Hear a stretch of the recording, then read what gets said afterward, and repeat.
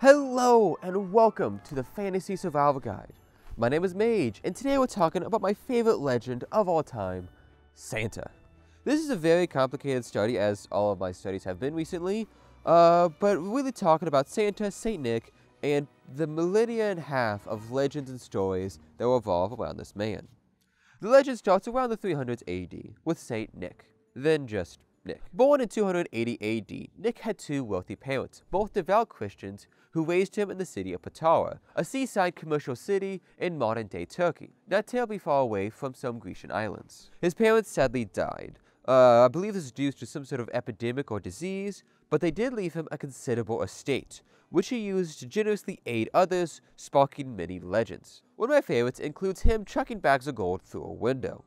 This is the story of the women and the dowries. The story goes as there were three young women without dowries. Dowries are essentially wedding payments, gifts to their husband-to-be. And in this time period, the fact that you didn't have them was not really a good thing. Basically, these three women needed these dowries for some particular reason or another, and Saint Nick, being the generous man he was, decided to gift them what they needed. In the dead of night, without anyone knowing, he went to the window and chucked in bags of gold through the window, landing in some stockings drying by the fireplace. The women woke up in the morning and were ecstatic and quite confused to see these gifts in their stocking. Other variations of the story use gold balls and other sort of thing.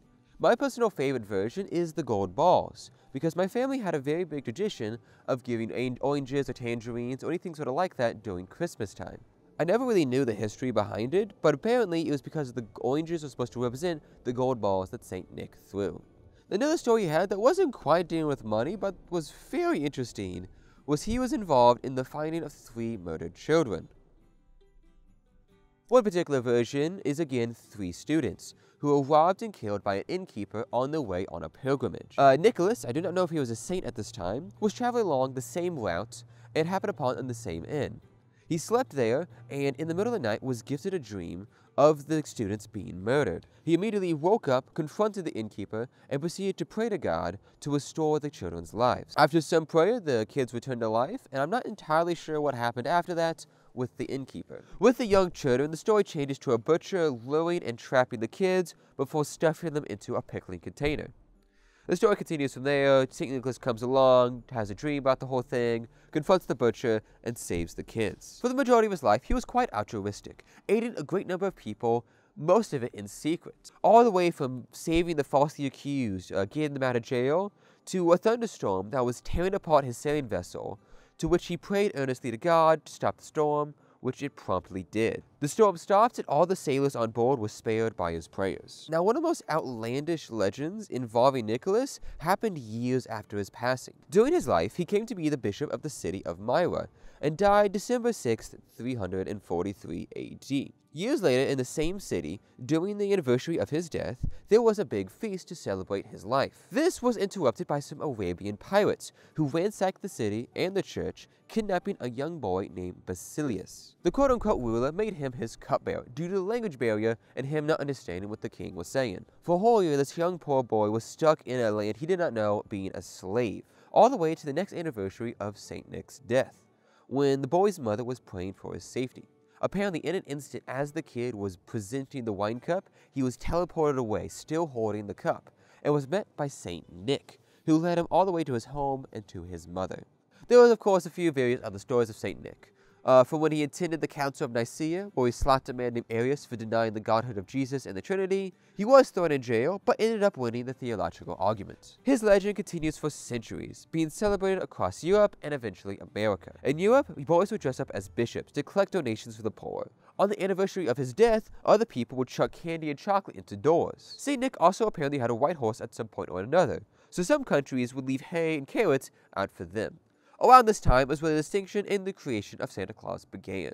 Apparently, the name came from the shortened version of the Dutch name for Saint Nick, Sinterklaas, which was carried by Dutch families to the U.S. around the 1780s. Around the year 1823, Clement Clark Moore wrote the poem, An Account of the Visit from Saint Nick, describing Santa for the first time as a big-bellied, jolly old soul, who climbed chimneys and left presents beneath trees. This poem eventually became to be known as 'Twas the Night Before Christmas. The first mention of the reindeer that Santa would ride with his sleigh actually predated this poem by just a little bit. There was a poem called Old Santy Claus with Much Delight, published by William B. Gilley. The actual description of Santa varied quite a lot over the millennia. Some people would illustrate him as a tall, gaunt man, others as an elfish figure. Sometimes he would wear Norse animal hides as well. His signature coat in some sketches was originally tan, before turning red during around the Civil War. Around the 1930s and 40s is where the big red coat, rosy cheeks, big white gorgeous beard, big belly, and black boots comes in. Altogether, the story of Santa is about a man doing good things, being generous, and being kind. And altogether, the original Christian man is very much behind the modern Santa.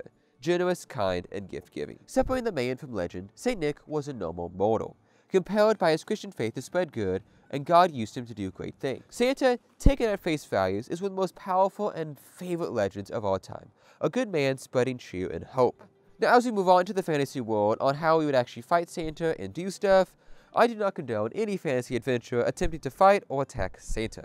He's a good man and a powerful one at that. He will not pick a fight unless you start one, but he will probably end it. I will, however, document his abilities for those trying to help him or fight him. First off, he does command a massive workforce of leagues of allies, elves that can craft any number of gifts ranging in complexity, though this appears to be more of a modern interpretation. However, his most powerful ability is to be able to circumnavigate the globe in less than 24 hours, making an uncountable number of stops. Even if we give this in the best case scenario of 24 hours of night here to night here, the fact that he does this, going to all across the globe to so many children's houses, is an incredible feat and nearly impossible. He somehow accomplishes, as well as somehow fitting through small spaces and chimneys. Reading this, as well as some of the earlier things about him being a tall man or a small elfish figure, I believe he might actually be a shapeshifter. This could explain his various forms over all the legends, as well as some of his incredible abilities to fit through small chimneys. The shapeshifter theory is also helped by the incredible amount of strength he needs to lift his large bag of gifts. The fact that he can lift this huge bag of gifts that carry so much for all the children of the world is such an incredible feat. His ability to change his body to carry this bag is probably a good point for the shapeshifter theory. Moving on from that, I also believe Santa would be a very good fighter. Considering on when you think Santa would be born or such like that, he'd have at least a millennia of experience in the world, and so he'd have a lot of fighting experience to take down any adventurer. Altogether, Santa is a good and honored example for adventurers to follow. A good man doing good things for the right reason. All of this boils down to a single quote from my favorite wizard, Gandalf. Some believe that it's only with great power that evil is held in check. But that is not what I have found. I have found that it is small, everyday deeds of ordinary folk that keeps evil at bay. Small acts of kindness and love. This is upside down, by the way. Altogether, I don't really think any adventurer should be attempting to fight Santa, as they'll be put on the naughty list promptly and not get any good presents for being good little adventurers. This is one of my favorite legends of all time. It has really big connection to me, just through all of my history and my life experience. This was really more of a surface level discussion of Santa, and I hope to do a bigger deep dive, as well as find out what's going on with a story that someone sent me in a Discord of Santa versus some goblins. I don't know what's up with that.